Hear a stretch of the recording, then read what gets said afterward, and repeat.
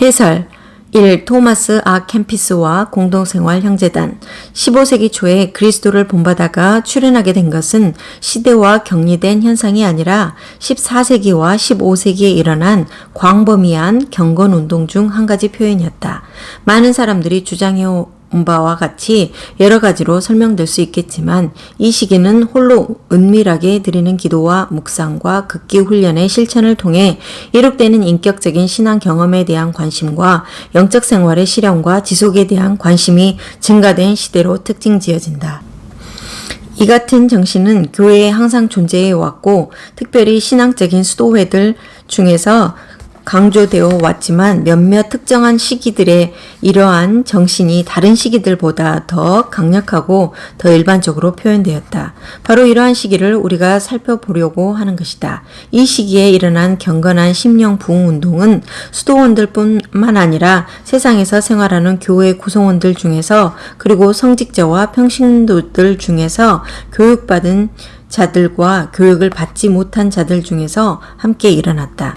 개인의 삶에 끼친 이 운동의 영향들은 소박한 경건에서부터 깊은 신비주의 경험에까지 이르는데 우리는 이 시기에 나온 경건 문학과 신비 문학의 엄청난 분량에서 그 영향을 볼 수 있다. 이전의 경건 운동들과 비교할 때 14세기의 경건 운동은 그 대중적인 특징이 두드러지며 결과적으로 여러 가지 부분에서 이론적이며 사색적인 배출구가 아닌 실제적인 배출구를 얻을 수 있었는데 바로 네덜란드와 라인랜드에 나타난 경우가 그러했다. 네덜란드와 라인랜드에서 이 운동은 특별히 강력하였고 주로 평신도들로 이루어지는 작은 공동체들의 설립으로 나타났다. 이들은 개인적인 신앙 실천과 하나님을 배울 수 있는 환경을 세상에 제공한다는 분명한 목표를 가지고 자발적으로 결속하였다. 이 조직들 중에 가장 중요하고 영향력이 컸던 조직이 공동생활 형제단이었다. 그리스도를 본받아의 저자 토마스 아 캠피스는 20세에서 23세 사이에 감사와 오정과 감복이라는 유대를 통해 이 공동생활 형제단이라는 조직과 연결되었다. 그리고 그 자신의 기록들을 볼 때 공동생활 형제단이 토마스의 영적 생활 방식을 이루는 데 영향을 끼쳤다는 사실은 분명하다. 그리스도를 본받아와 토마스 아 캠피스의 다른 경건 저술들은 공동생활 형제단을 가장 중요한 배경 인물들로 하여 무대에 나타난다. 이들과 토마스 아 캠피스와의 교제는 그를 경건운동과 연결시켰을 뿐만 아니라 경건운동에 대한 그의 개인적인 표현에 있어서도 상당한 영향을 끼쳤다. 공동생활 형제단의 출현은 특별히 두 인물, 즉 게르할트 그루테 1340년에서 1384년과 플로렌티우스 라데빈즈 1350년에서 1400년에게 힘입은 바가 컸다. 이들은 대학 교육을 받은 사람들로 그루테는 파리 대학의 문학 석사였고 플로렌티우스는 프라하 대학의 문학사였다.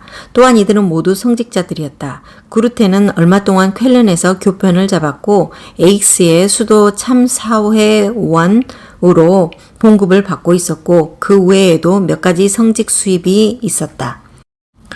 또한 그는 데벤터의 유력한 가문의 아들로 상속 재산을 가진 부자였기 때문에 처음에는 그와 같은 위치의 사람에게 예상될 정도의 안락한 생활을 했다. 그러나 그는 한 카르투지오 수도원 원장을 통해 개심을 하고 보다 영적이며 금욕적인 생활 형태를 원하게 되어 이후 곧바로 자신의 필수적인 욕구를 채울 수 있을 만큼만 남기고 자신의 모든 수입과 대부분의 세상의 소유를 포기했다.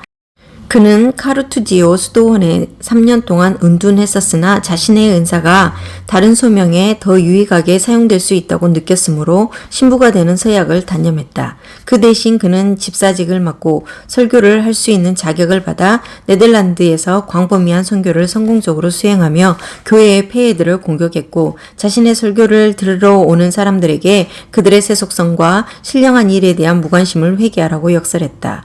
이러한 설교로 인해 일각에서 반대가 일어나 1383년에 설교하는 것을 금지당하게 되었다. 그 후 그는 데벤트의 자기 집에 응거하여 조용하고 소박한 생활을 하며 연구와 기도에 전념하였고 거룩하고 선한 활동으로 알려지게 되었다.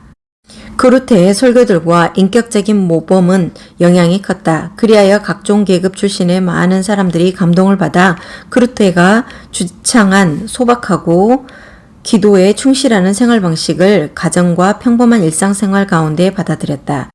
이런 생활 방식의 동기가 되는 힘은 디바티오, 즉 경건 또는 하나님에 대한 사랑에서 발견할 수 있다. 이 특성은 매우 중요한 것으로서 그루테의 모범을 따른 사람들은 디바티, 경건한 사람들이라는 명칭을 채택하거나 요구했고, 그루테가 시작한 평신도들 중에서 헌신과 경건을 지향하는 이 운동 자체가 디바티오 모더나, 즉 새로운 또는 현대의 경건으로 알려지게 되었다. 그루테가 회심시킨 사람은 여러 계층의 사람들이었으나 그를 가장 따랐던 사람들 중에는 그루테의 학문적 관심과 명성에 특별히 끌린 일단의 젊은 성직자들이 있었다. 그들 중에 데벤터 대성당에 속한 성직자였던 플로렌티우스가 있었다. 이 교육받은 사람들의 추종은 새로운 경건 운동이 출발부터 내적 생활을 이해하고 건전하게 발전시키기 위해 바른 학문의 가치와 독서의 중요성을 강조하는 특징을 나타냈다는 것을 의미한다. 그루테는 가난한 생활이라는 자신의 이상에 따라 자신의 큰 저택 대부분을 일단의 경건한 여인들에게 내주었다. 이 여인들은 어떤 서약이나 엄격한 조직 없이 그루테의 집에서 함께 살며 대부분의 시간을 기도와 묵상과 자선사업에 바쳤다. 당시 여성 평신도 단체들은 희귀한 것이 아니었다. 플로렌티우스는 자기 집에 그루테와 밀접한 관계를 맺고 있는 젊은 성직자들을 데려왔고 그곳에서 그들은 공동생활을 하기 시작했다. 이어 같은 마음을 가진 많은 평신도들이 그들과 합류했고 결국 이 젊은이들은 자신들이 채택한 생활 방식이 공동생활로 공인되고 공식적으로 확립되어야 한다는 희망을 표현했다. 그루테는 교회라는 조직 밖에서 그런 비공식적 단체를 만드는 것에 대해 회의를 가졌으나 결국 동의하고 이 공동체는 공동생활 형제단 The Brethren of the Common Life 이라는 이름을 채택했다. 이 완전한 경건운동의 추진력은 그루테에게서 나온 것이지만 최초의 공동생활 형제단의 실제적인 수립과 연결된 인물은 플로렌티우스였고 후에 데벤터와 다른 곳에서 조직된 단체들은 플로렌티우스의 집을 공동생활 형제단의 본가로 존경심을 나타냈다. 이 공동체의 평판은 곧 널리 퍼졌고 인근 도시 예를 들어 쯔볼레와 아멜스푸르트의 경건한 사람들도 유사한 자신들의 단체를 구성하기 시작했다. 뒤에 생겨난 조직들은 최초의 단체의 모범을 따라 대개의 공동생활 형제단의 집은 한두 명의 사제 그리고 교구의 집사들과 평신도들로 구성되었다. 유사한 여성들의 단체들도 형성되었고 얼마 안 되어 네덜란드의 많은 도시에 공동생활 형제 자매단이라는 공동체들이 나타났다. 우리는 다른 공동체들이 모델로 삼았던 최초의 공동생활 형제단의 생활 방식에 대해 상당한 정보를 갖고 있다. 반면에 여성단체들의 자세한 조직 운영에 대한 정보는 덜 알려졌지만 남성들의 공동체와 동일한 보편적 원칙들로 운영되었을 것이다. 우리는 최초의 공동생활 형제단에 의도했던 바가 그들이 신약 성경 시대에 존재했다고 상상하는 그리스도인의 공동체를 만드는 것이었다고 알고 있다. 이 단체의 체원들은 어떤 한정된 기간 동안 헌신하라든가 어떤 서약을 하라는 요구를 받지는 않았으나 공동체에 들어올 때 그들의 독립을 포기하고 수도원장의 감독하에 살기로 약속하고 그들의 모든 개인적 재원을 공동기금에 기증해야 했다. 그들은 이 가족의 구성원으로 남아있는 동안 가난과 순결과 순종이라는 이상에 순응할 것이 기대되었다. 많은 회원들이 가난했고 빈곤한 사람들에게 많은 부분을 베풀었기 때문에 그들의 생활은 매우 검소했다. 그들은 특별한 복장을 입지 않고 평범하고 실용적인 옷을 입었으며 사치스러운 치장이나 개인적인 소유물을 금했다. 모든 사람이 신중했고 쓸데없는 웃음이나 담화가 금지되었고 조용히 성경이나 경건 서적을 읽는 것을 들으며 식사를 해야 했다. 신앙서적이나 경건서적을 읽고 묵상하고 기도하는 데 많은 시간을 할애하였고 교회 예배에 규칙적으로 참석했다. 이 공동체 생활의 가장 두드러진 특징들 중에 하나는 함께 영적인 문제를 규칙적으로 토의하는 것이 있는데 그 목적은 우정과 사랑과 겸손을 육성하기 위함이었다. 그러나 공동생활 형제들은 정관적이었던 것만 아니라 분명히 능동적이기도 했다. 무엇보다 육체 노동에 큰 중요성이 부여되었다. 그래서 모든 회원은 성직자나 평신도나 구별 없이 육체 활동에 의해 단체를 부양할 의무가 있었다. 평신도들에게 있어 이 육체 노동은 대개 식사 준비, 바느질 등과 같은 가사였고 교육을 맡은 사람들에게는 판매를 할 수 있는 책을 작성하거나 복사하는 힘든 일이 부여되었다. 육체 노동에 대한 이러한 강조에 있어 공동생활 형제단은 수도사들에게 육체 노동을 분명하게 명하는 규율을 갖고 있는 여러 신학단체들의 모범을 따르고 있었다. 동시에 공동생활 형제단은 명상생활에만 전념하고 그걸로 연명하는 의문의 여지가 있는 평신도 공동체들에게 돌려졌던 이단의 의혹을 받지 않기 위해 노력했다. 이들의 능동적인 생활은 빈궁한 사람들에 대한 실제적인 도움으로 표현되었다. 공동생활 형제단은 가난한 사람들을 먹이고 입히는 방법으로 남의 눈에 띄지 않게 많은 선행을 했다. 또한 이들은 자격을 갖춘 경우에 설교로 가르침으로 그리고 필사활동을 통해 평신도들이 읽을 수 있는 화란어와 독일어, 신앙서적들을 제공함으로 주위에 있는 사람들의 영적 빈곤을 돌보았다. 이들은 특별히 지역의 학교에 다니는 소년들에게 관심을 가졌다. 14세기 후에 네덜란드의 학교들은 상당한 명성을 갖고 있었고 상당히 먼 곳으로부터 소년들이 그 학교들에 다니기 위해 왔다. 이 소년들은 대부분 가난했기 때문에 수업료, 숙박, 책들, 그리고 그 밖의 피조물들을 주로 자선에 의존했다. 그들은 세상 물정을 모르고 경험이 부족했기 때문에 자주 지도와 조언을 필요로 했다. 그루테와 플로렌티우스는 자신들과 같은 사고를 갖고 있는 사람들이며 학교의 교장들이었던 존 셀레와 존 베메와의 교우 관계를 통해 쯔볼레의 학교들과 자연스럽게 연결되었고 공동생활 형제단은 그 학교들에서 공부하는 소년들에게 많은 도움을 주었다. 이들은 학생들이 적절한 숙소를 얻는 것을 도와주는 등 물질적인 도움을 주었고 결국 공동생활 형제단의 집과 가까운 기숙사를 마련하여 학생들이 살도록 하였다. 이 기숙사는 후에 공동생활 형제단 공동체들의 전형적이며 특징적인 시설이 되었다.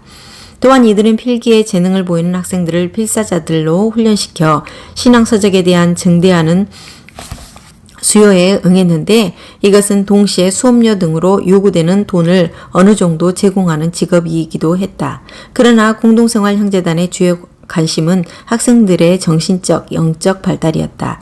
이 이유 때문에 이들은 학생들에게 한 주간 중 플로렌티우스의 집이 방문자들에게 개방되어 설교를 듣고 영적 생활에 대한 토의에 참여하게 하므로 공동생활 형제들과 교제하도록 격려했다. 그리하여 많은 어린 학생들이 일찌감치 공동생활 형제단과 그들의 이상들과 친숙해지고 경건한 생활에 대한 열심이 개발되었고 후에 이 공동체에 가입하고 결국 수도원에 들어가도록 하였다. 이들이 들어가는 수도원은 주로 어거스틴 교단의 수도원이었다.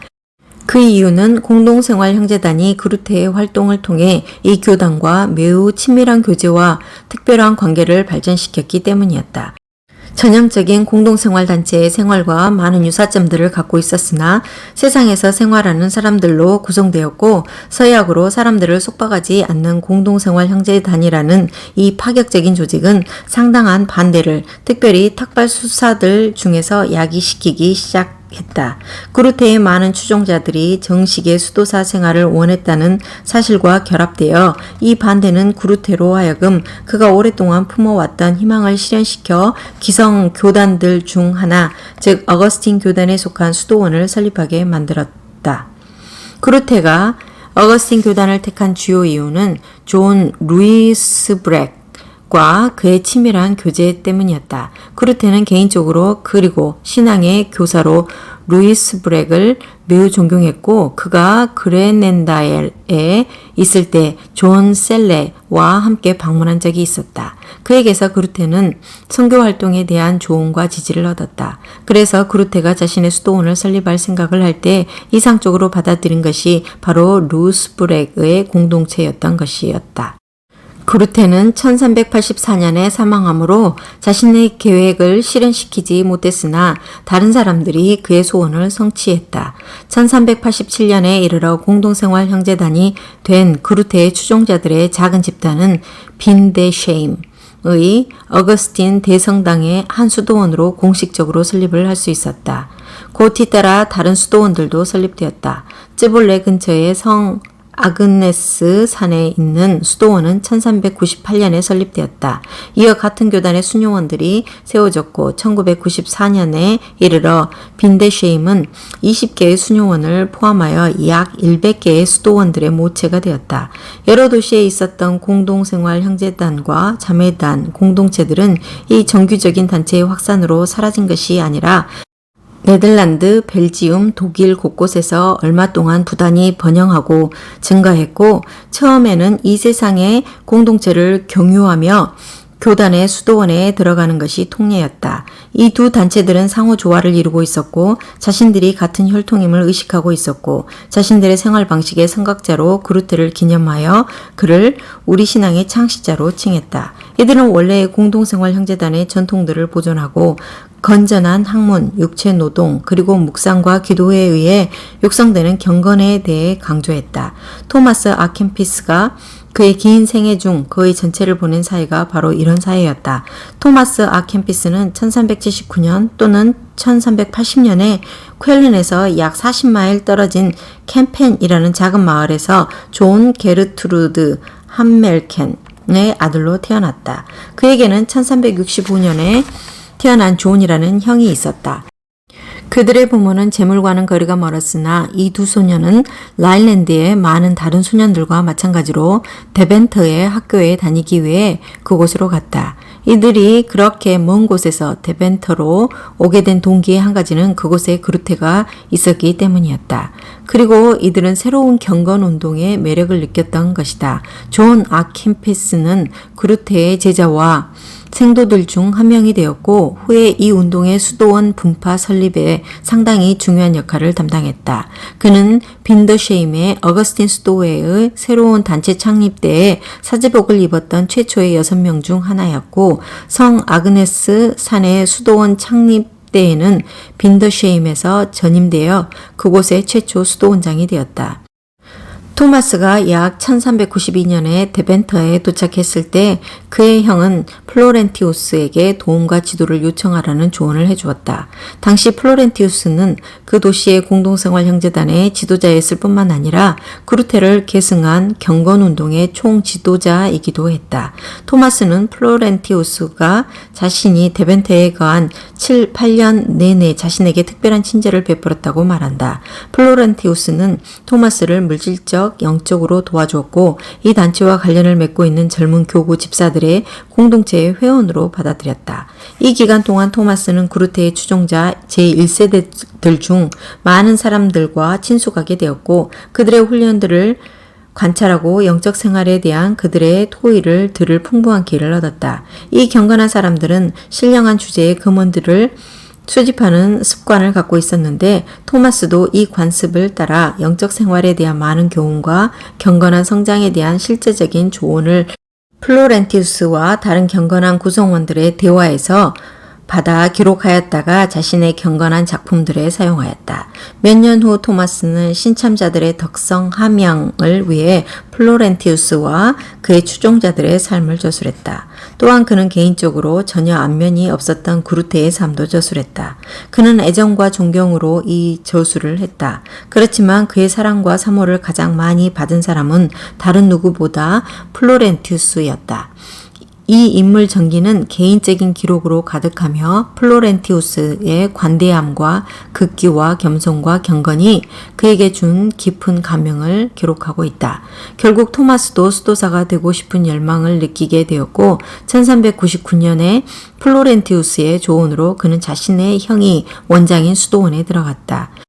형제가 동일한 종교단체의 정회원이 되는 것은 허용되지 않았기 때문에 토마스는 6년 동안 일종의 평신도로 남아있다가 존 아 캠피스가 다른 곳으로 전임되었던 1406년에 수련수사로 받아들여졌고 곧 사제복을 입게 되었다. 우리가 토마스의 생애에 대해 갖고 있는 지식은 개략적인 것뿐이다. 1413년에 그는 사제로 임명되었고 얼마 후 부원장으로 선임되어 유트렉트의 승정선거에 대해 소요가 일어나고 성 아그네스 교단의 회원들이 강제로 그들의 성당을 떠나 프리시아로 망명을 해야 했던 1429년에서 1432년의 복잡한 세월 동안 부원장직을 맡았다. 그들이 귀환한 얼마 후에 우리는 재무관리 책임자 토마스를 발견한다. 그러나 그의 초기 생애에 대한 기록은 그의 경건하고 비세속적인 성품과 맞지 않는 이 직책에서 해임되었다고 한다. 그 후 그는 수련수사를 가르치는 교사로 임명되었고 1448년에는 다시 부원장직을 맡았다. 이 모든 책무를 담당하는 중에 그는 상당한 분량의 사본들을 복사하는 시간뿐만 아니라 자신의 많은 작품들을 쓰기 위한 시간을 얻어냈다. 이 작품들 중 일부는 그의 여러 가지 직분들을 양심적으로 수행한 결과였는데 예를 들어 신실한 청지기, 수련수사들에 대한 설교 모음, 신참자들과의 대화들이다. 이외에 형제들에게와 주님의 삶과 순환에 대하여 라는 설교들과 신앙인의 훈련, 선한 수도자의 생활이라는 수도자의 생활에 대한 기도서와 시집이 있고 예를 들어 영혼의 독백, 장미의 정원, 백합 골짜기, 진실한 마음의 통회, 그리스도의 성육신에 대한 묵상 등과 같은 여러 가지 주제의 묵상집이 있다. 또한 그가 1471년에 92세로 죽을 때까지 충실하게 계속한 수도원 연대기를 포함하는 역사적 기술들도 있다. 토마스가 죽은 후에 이 연대기를 계속 쓴 저자에 의하면 토마스의 친구들이 기억하는 토마스는 성 아그네스 산의 초기 어려운 생활을 보아왔고 초기 공동생활 형제단의 전통으로 수도사들에 의해 사용되는 완전한 성경을 포함하여 많은 책들을 복사하고 자신이 쓴 저술로 수도원을 짓는 데 물질적으로 기여한 인물이었다. 또한 그의 친구들은 토마스를 그리스도의 순환에 대한 사랑으로 충만한 헌신과 자비의 사람이며 유혹과 환난 중에 있는 사람들의 놀라운 위로자로 생각했다. 이 그리스도를 본받아 그리스도를 본받아는 토마스 아 캠피스의 작품으로 여겨지는 많은 작품들 중에 가장 잘 알려진 작품이며 최초의 출판 시기부터 계속하여 읽혀져 왔고 소중히 여겨져 온 작품이다. 이 책은 15세기 초에 기록되었는데 이 책이 서유럽 전체에서 곧바로 얻은 명성과 인기는 현존하는 사본들의 수에 의해 그리고 화란어, 독일어, 불어, 영어, 이탈리아어로 곧바로 번역된 번역본들에 의해 또는 15세기 말까지 제작된 인쇄본들에 의해 입증된다. 전통적으로 본서를 구성하고 있는 4권의 책은 원래 저자에 의해 한 권의 책으로 설계되거나 한 시기에 쓰여진 것이 아니라 별개의 4가지의 논문이었다. 그러나 이 4개의 논문은 그 인기로 인해 토마스의 다른 경건한 작품들 중에 흔히 한 권의 책에 포함되어 왔다. 또한 이 4개의 논문의 주제와 감동의 유사성으로 인해 복사자들은 자연스럽게 이 4개의 책을 함께 복사했다. 이런 식으로 다양하게 결합되고 배열된 책들이 나왔으나 가장 성공한 것으로 입증된 책은 최초에 인쇄되었고 오늘날 가장 잘 알려진 책으로 남아있는 4권의 책을 한 권으로 편집한 것이다. 이 작품의 제목으로 알려진 그리스도를 본받아, 그리스도를 본받음에 대하여 라는 제목은 원래 제1권에만 속하는 것이었다. 근원적으로 볼 때 이 제목은 본서의 첫 글자들 또는 더 정확하게 첫 장의 내용을 요약하는 표제의 글자들 이상이 아니다. 당시에는 책의 목적을 참고로 언급하는 것이 관습이었다. 즉 여기에서 그리스도를 본받음에 대한 논문이 시작된다라는 말이다. 이 말은 곧 제목으로서의 의의를 획득하였고 이 4권의 책을 한 작품으로 다루어 오늘날 낯익은 문서로 함께 출판하는 것이 관례가 되었을 때 이 제목은 저자가 제 권의 책에 붙인 각각의 표제들을 대신하여 전체를 포함하는 제목으로 확대되었다. 다른 제목들도 알려지고 있지만 3권의 책만을 포함하고 있는 어떤 책의 제목은 뮤지카 에클라시아스티카였다. 일반적으로 수용된 제목이 그리스도를 본받아이다. 이 작품을 토마스 아 캠피스의 저술로 생각하는 전통은 논쟁의 여지가 있다. 시대에 따라 본서의 저자로 여겨진 인물은 무려 35인에 이른다. 여기에는 그루테, 영국의 신비주의자 월터 밀턴, 수소, 타울로, 존 겔센, 베셀리의 아보트, 세인트 버나드, 보나벤추라, 이노센트 3세, 그리고 파리 대학의 학장 존 게르슨이 포함된다.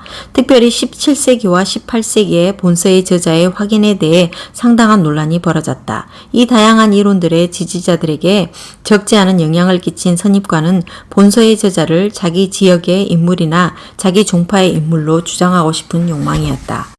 이 논쟁의 원인은 그리스도를 본받아가 당시의 많은 다른 경건 서적들과 마찬가지로 무명으로 출판되었다는 사실에 있다. 첫째로 본서는 빈더쉐임의 모체가 되는 수도원에 소속된 공동체들의 구성원들을 위해 쓰여졌고 그들을 위해 복사되었다. 따라서 그 집단에서는 저자가 이름이 잘 알려진 인물이었을 것이다. 그런데 저자의 추정이 틀린 것 같다는 문제가 일어난 때는 본서가 이 수도원들을 떠나 일반 대중 가운데 엄청나게 유포된 후였다. 그러나 이 문제는 단순히 무명 작가에 대한 것이 아니다. 17세기 초부터 발생한 많은 논쟁의 핵심은 1441년에 토마스 아 캠피스 자신이 쓴 그리스도를 본받아의 필사본에 대한 것이었다. 이 특별한 사본, 그러나 이 사본이 토마스가 직접 쓴 유일하게 현존하는 사본은 아니다. 는 일반적으로 토마스가 저자로 인정되어 온 다른 작품들과 함께 1, 2, 4, 3의 순으로 본서를 포함하고 있고 그 후 1441년에 쯔볼레 근처의 성 아그네스 산에서 형제 토마스 아 캠피스의 손으로 완성함이라는 글이 실려 있다. 이 글에서 토마스는 자신이 이 작품들을 필사했다고 말하지만 저자라는 주장은 하고 있지 않다. 그리고 이 점은 토마스 아 캠피스가 본서를 쓰지 않았다고 믿는 사람들이 강조해 왔다. 하지만 이 진술은 저자를 증명하는 것도 아니고 그렇다고 반증하는 것도 아니다. 그때 그는 적어도 일부를 이미 몇 년 전에 출판된 작품들에서 복사하고 있었던 것이다. 그가 이 작품들의 저자라 하더라도 원래 그 사실을 주장하지 않았는데 더구나 그가 1577년까지 함께 거했던 자신의 공동체를 위해 쓰고 있는 이 특별한 사본에 자신이 저자라는 사실을 주장해야 할 이유가 없는 것이다.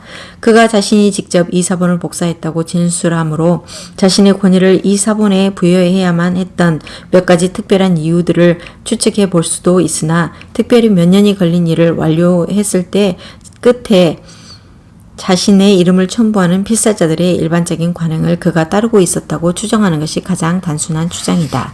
그리스도를 본받아의 저자로 생각된 여러 시대의 많은 사람들 중에 토마스 아 캠피스의 가장 큰 경쟁자는 파리 대학의 학장 존 게르손이다. 그는 토마스와 동시대 인물이었고 교회의 제반 사항들에 잘 알려진 인물이었으며 수많은 경건서들을 저술한 사람이었다. 게르손에 대한 주장들은 그리스도를 본받아를 그의 작품으로 나타낸 책들의 수와 시기에 크게 의존하는데 이 증거를 가볍게 무시할 수 없다는 것은 분명한 사실이다. 본서의 사본 전승에 대한 자세한 설명은 복잡하며 다양한 사본들의 관계와 연대에 대한 설명들은 전혀 일치되고 있지 않다. 그러나 15세기부터 본서를 게르손의 작품으로 나타낸 책이 사본 또는 인쇄본들로 28권이나 되는 것으로 보이는데 그 중에 어떤 것은 토마스 아 캠피스 자신이 살아있을 때의 것도 있다.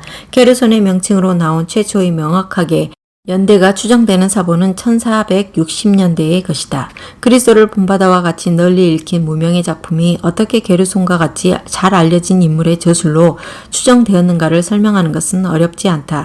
그의 이름이 친숙했다는 사실은 별도로 하고 게르손의 경건서적들은 새로운 경건운동에 기여한 것과 같은 근원에서 상당한 감화를 받은 것들이었고 또한 빈더쉐임의 공동체들은 게르손의 작품들을 매우 광범위하게 읽고 복사했다. 토마스의 논문들은 다른 작가들의 작품들과 함께 발행되었는데 종종 게르손의 작품들의 선집들과도 같은 책으로 발행되었다.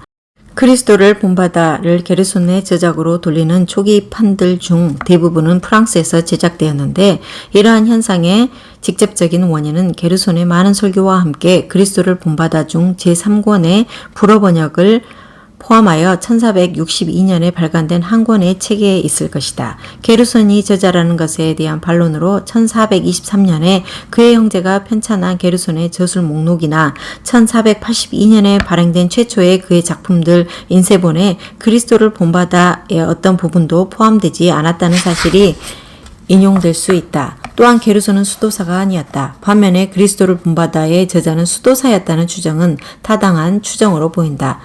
내용과 문체에 있어 그리스도를 본받아와 게르손의 저술들 간의 유사성을 발견하는 사람들도 있는 반면에 어떤 사람들은 그리스도를 본받아의 문체가 전혀 다르고 전체적인 경향이 당시 교회 회의에서 능동적인 역할을 하던 신학자와는 전혀 이질적이라고 말한다.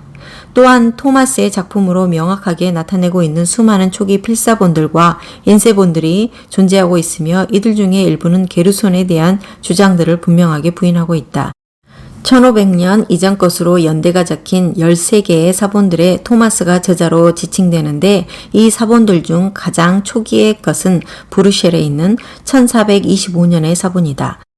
적어도 15세기에 12개의 인쇄본이 본서를 토마스의 작품으로 나타내는데 그 중에 1471년에 아우구스 벌그에서 나온 것이 가장 오래된 것이다. 토마스를 개인적으로 알고 있었던 당시 사람들의 진술들도 있다. 그 중에 빈더쉐임 공동체의 역사가였던 존 부시 1388년부터 1480년은 진실로 선한 사람이며 나를 따르는 자는 이러한 말씀으로 시작되는 그리스도를 본받음에 대한 책을 포함하여 여러 권의 경건서적들을 쓴 저자인 토마스 아 캠피스라고 말한다. 또한 그리스도를 본받아 자체의 내적인 증거도 있다. 성숙한 경험과 문체의 발전을 고려하며 볼 때 우리는 주제에 있어서 뿐만 아니라 정서와 사상들의 연과 그리고 표현법에서도 일반적으로 토마스 아 캠피스의 작품으로 인정되는 영혼의 독백, 장미의 정원, 백합 골짜기와 같은 경건한 논문들과 그리스도를 본받아를 연관시키게 하는 유사성들을 쉽게 발견할 수 있다. 두 번째 요점은 그리스도를 본받아가 공동생활 형제단의 이상과 신념들로 가득하기 때문에 이 책의 저자를 우리가 알고 있는 토마스 아 캠피스와 같이 이 단체와 밀접한 관계를 가졌던 사람에게서 찾는 것이 타당하다는 것이다. 예를 들어 토마스가 그루테와 플로렌티우스의 생애에 대한 기술에 첨부한 그들의 금원들과 그리스도를 본받아 간의 유사성은 본서가 그 영적 지도자들의 감화에 얼마나 신세를 지고 있는지를 보여준다. 다른 한편으로 이 유사성은 게르손에 대해 반증이 되는 반면에 본서를 그루테 자신의 작품으로 추정하는 근거가 되거나 토마스 아 캠피스에게서 그루테의 중요한 교훈에 친근한 형체를 부여한 재능 있는 편집자 이외의 다른 모습을 볼 수 없다는 주장의 근거가 되기도 한다. 오늘날 이런 주장은 보다 덜 극단적이 되기는 했지만 이 문제가 명확하게 해결된 것은 아니다. 게르손과 그루테에 대한 상당한 지지가 있지만 대부분의 견해는 토마스 아 캠피스를 편들고 있다. 오늘날 보편적인 순서로 본서의 내용을 요약하면 다음과 같다. 제1권에서 저자는 경건한 생활의 첫 단계에서 만나는 문제와 유혹들에 대해 기술하고 있다. 제1권은 수도사의 삶과 직접적으로 관련된 사항들을 다른 세 권의 책보다 더 많이 싣고 있다. 따라서 최초로 출간된 제1권은 아마 토마스가 수도원에 들어간 직후에 쓴 것인데 자신의 말을 듣는 수도사들에게 적합하도록 각색한 것으로 생각된다. 제1권의 처음 부분은 전심으로 그리스도를 따르려고 하는 사람에게 필수적인 분리, 특별히 세상의 지식과 세속적인 학문과의 분리를 다룬다. 이러한 세상적인 지식은 하나님의 지식에 대한 겸손한 열망으로 대치되어야 하는데 이를 이루기 위해서는 자신을 알고 자신을 혐오해야만 한다. 이러한 태도는 영적인 일과 무관한 모든 관심을 완전히 버리고 내적인 삶에 집중하는 데 따라 좌우된다. 세상으로부터의 완전한 자유를 얻기 위해서 옛 정욕들을 죽여야 하고 선천적인 본능과 감정들을 억제함으로 외부적 상황들로부터 독립해야 하는데 공동생활이 이를 성취하는 데 많은 기회를 제공한다. 정신을 혼란하게 할 수 있는 모든 것으로부터 해방될 때에만 사람은 전심으로 하나님을 찾을 수 있다. 이 사실은 무익한 잡담의 가능성이나 세상적인 생각으로 마음을 무겁게 할 가능성이 있는 사람들과 교제하지 않고 사는 법을 배워야 한다는 것을 의미한다. 하나님을 찾는 사람은 다른 사람들과의 교제를 끊고 하나님과의 교제를 구하는 법을 배워야 한다. 우리는 쉽게 다시 우리를 더럽히고 사로잡는 헛된 추구를 제기할 수 있기 때문에 이러한 집중이 절대적으로 필요하다. 제10장 일단 이러한 과정이 시작되면 의지의 노력 없이도 영적 생활의 진보가 이루어질 수 있다. 그리스도를 따르는 사람은 죄를 물리치는 노력을 해야 하며 계속적인 경계와 자기 성찰의 태도를 의식적으로 받아들여야 한다. 그럴 때 그는 자신의 죄와 죄의 중대성을 더 잘 알게 된다. 그는 죄에 대한 혐오와 자신을 죄에 복종하게 하는 이 세상의 상황들에 대한 혐오로 가득 차게 된다. 그리고 그는 아무리 분투하여도 이 세상에 사는 동안에는 죄를 완전하게 피할 수 없음을 깨닫게 된다. 사실상 이 땅에서의 생활은 그에게 슬픔과 고통이며 신령한 일들로부터 미혹시키는 것에 불과하다. 그러나 동시에 그는 역경의 가치를 터득하고 이 세상의 시련들이 심령의 징계를 받고 성장할 수 있는 훈련의 장을 제공한다는 사실을 발견한다.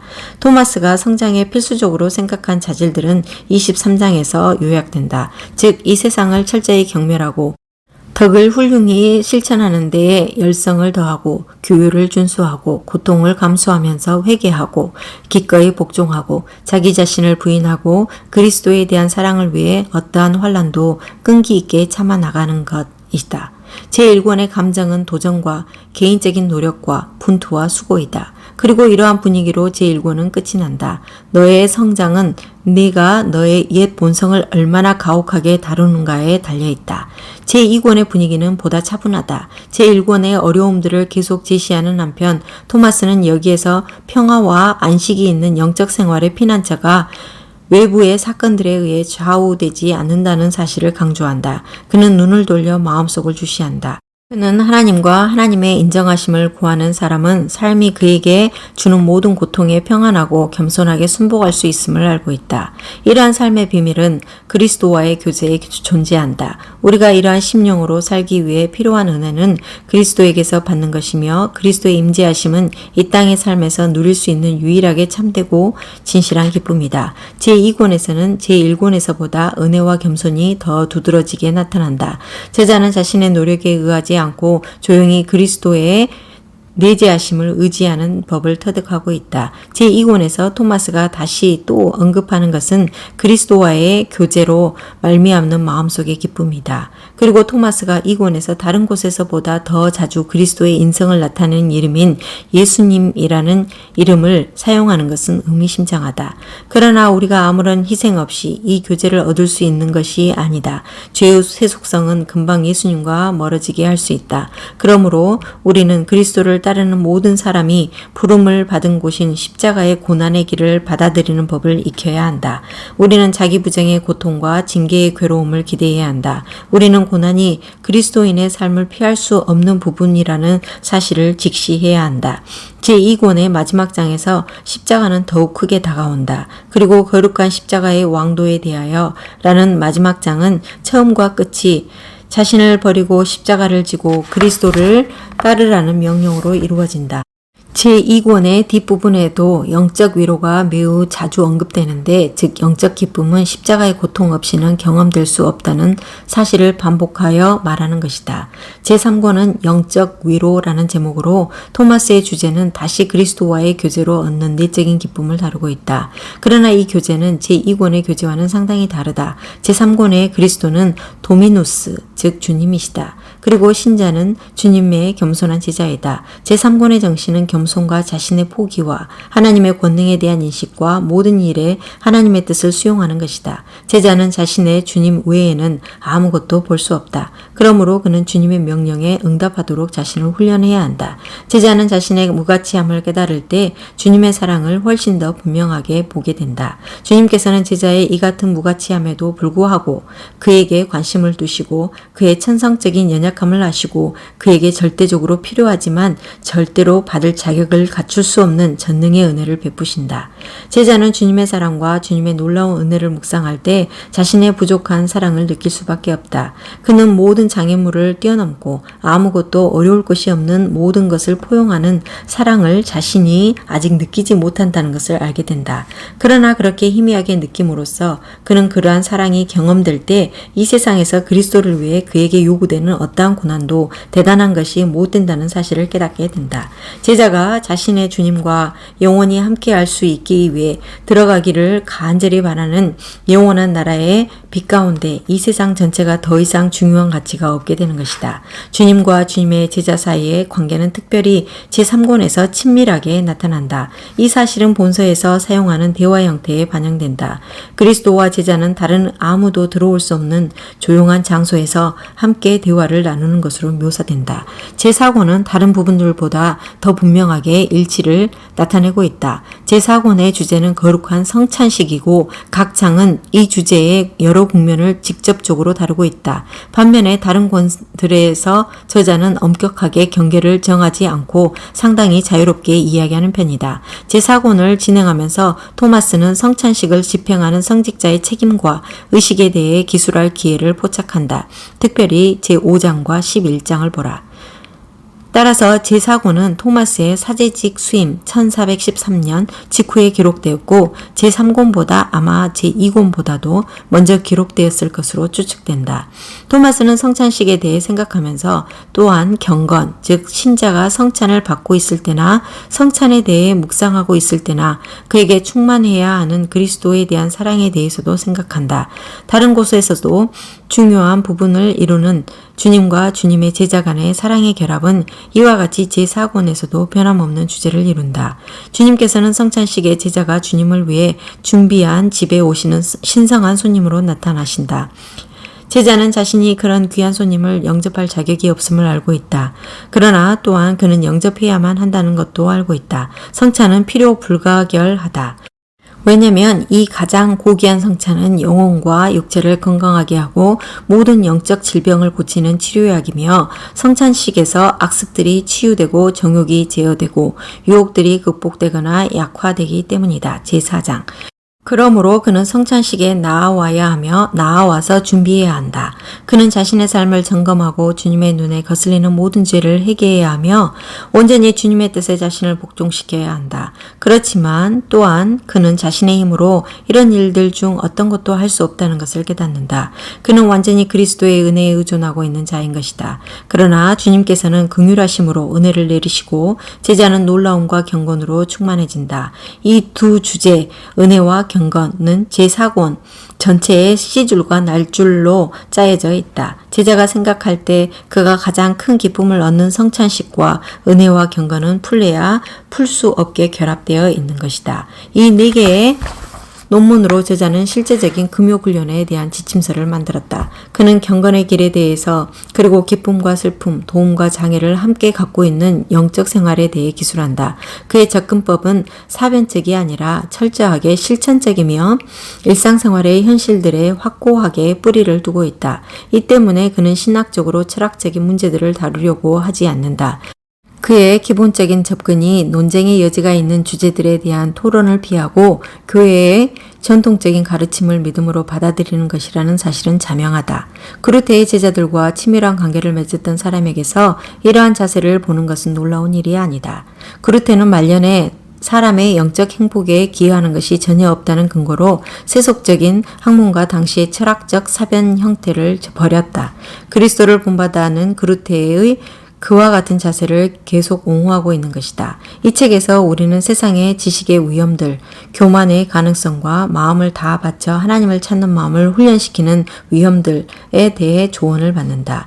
유일하게 중요한 사항은 그리스도를 바라보며 삶 전체의 모든 세부 사항들에 있어서까지 그리스도의 모범을 따르기 위해 노력하는 것이다. 이 네 권의 책의 목적은 개인적인 경험에 근거하여 십자가의 길을 알려고 애쓰는 사람들에게 지도와 격려를 제공하는 것이다. 그리스도를 본받아의 가치는 본서가 어떤 신기한 사상과 관련된 것이 아니라 평범한 그리스도인의 삶과 관련되어 있다는 것이다. 본서는 모든 신앙 운동, 14세기와 15세기 네덜란드와 라인랜드의 신비주의와 경건, 특별히 저자 자신이 관계했던 신앙 운동인 새로운 경건, 더 디보티오 모더나 운동의 정수이다. 그리스도를 본받아는 새로운 경건 운동의 가장 아름다운 소산이며 새로운 경건 운동의 본질적 신념들을 구체화했고, 또한 본서의 넓은 보급은 새로운 경건 운동의 영향을 퍼져나가게 하고 영속하게 하였다. 본서에서는 기독교 초기부터 내려온 일반적인 신비주의적 전통의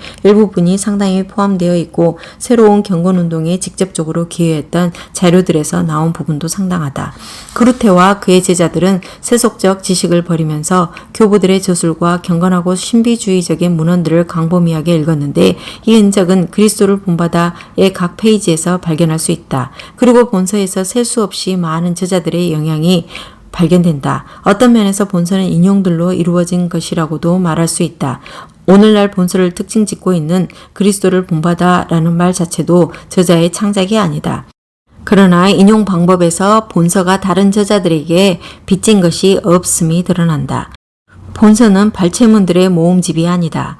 추가적으로 제시되는 인용문은 거의 없고 대부분 용어나 사상을 기억하여 쓰고 있고 두 가지 유사한 어구들을 함께 결합하고 있다. 이 사실은 여러 작가들과의 친밀성을 시사한다. 즉 그들이 사용한 말들이 저자 자신의 지적 소양의 일부분이 된 것이다. 이 사실은 본서에 가득한 성경 인용문들에서도 그러하다. 즉 성경 말씀들이 종종 본문과 완전히 융합되고 있는 것이다. 절대로 완벽한 것은 아니다. 다음의 명단은 어느 정도 그리스도를 본받아의 구성에 기여한 저자들의 일부를 제시하는 것이다. 성 어거스틴, 성 그레고리, 성 버나드, 성 베네딕트, 성 빅톨의 휴고, 성 토마스 아퀴나스, 에크하르트, 수소, 타울로, 그리고 익명의 독일 신학자들이다. 그리스도를 본받아에 나오는 소수의 고전 문헌, 인용문들은 아마 본문을 직접 연구한 것이라기보다는 다른 중세 작가들이나 공동생활 형제단이 즐겨 사용한 간결한 금원 모음집에서 인용했을 것이다. 비록 그리스도를 본받아의 많은 부분이 창작이 아니지만 본서에 충만한 개인적인 어조로 인해 활력과 권위가 주어진다.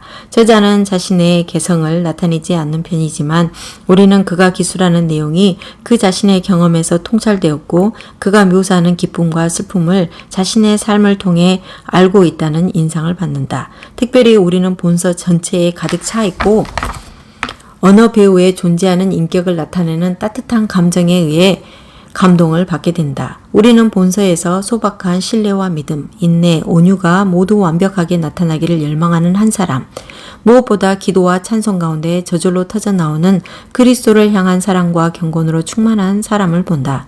본서에서 당연한 인기를 부여했던 것이 바로 일상생활과의 실제적인 관계를 함께 수반하는 이 현실감이다.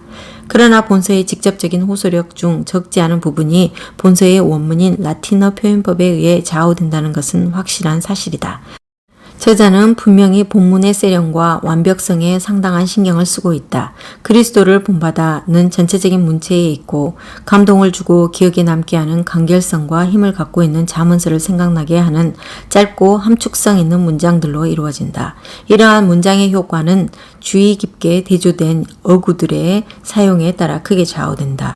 이러한 어구들에서는 단어 수가 대강 엇비슷하고 대구는 두 운과 특별히 앞운의 사용에 의해 제시된다. 또 하나의 자주 사용되는 문체론적 장치는 열단의 단어들이나 유사한 구문을 이어지는 문장들에서 강조적으로 반복하는 것이다. 분명한 사실은 단어 하나도 아무렇게나 성급하게 쓰여지지 않았고 결합되었을 때 단어들의 전체적인 효과를 신중하게 고려하여 배치했다는 것이다. 그 결과는 시적인 아름다움을 수반하는 리드미컬한 산문이다. 그러나 이 모든 효과는 상쾌한 소박성과 명확성이 결합할 때 이루어지는 것으로 다음의 원문 인용에서 가장 잘 제시될 수 있다.